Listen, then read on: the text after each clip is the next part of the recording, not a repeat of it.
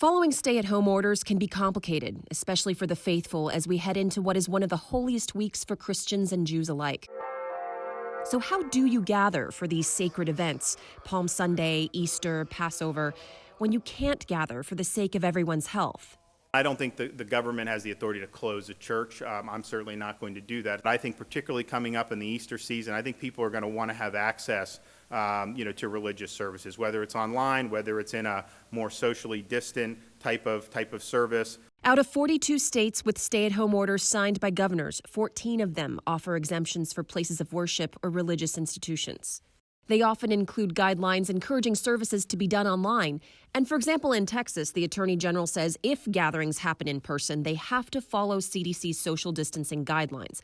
But most stay-at-home states are not making exceptions. Well, with all due respect, it's essential that we practice physical distancing everywhere, period, full stop.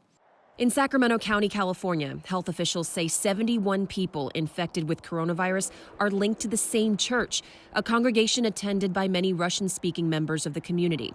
The church closed its doors on March 18th, but the health department believes the virus is still being spread during fellowship meetings in people's homes. Around the world, practicing religion, like everything else, is increasingly becoming an isolated act, even if it's in spiritual unity. In early March, Saudi Arabia temporarily suspended travel for the year-round Umrah pilgrimage to Mecca and Medina for the first time in modern history.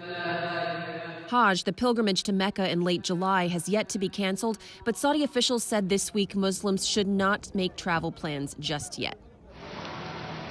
And until the resurrection of regular traditions, many of this week's seders and masses will be held in a most untraditional way.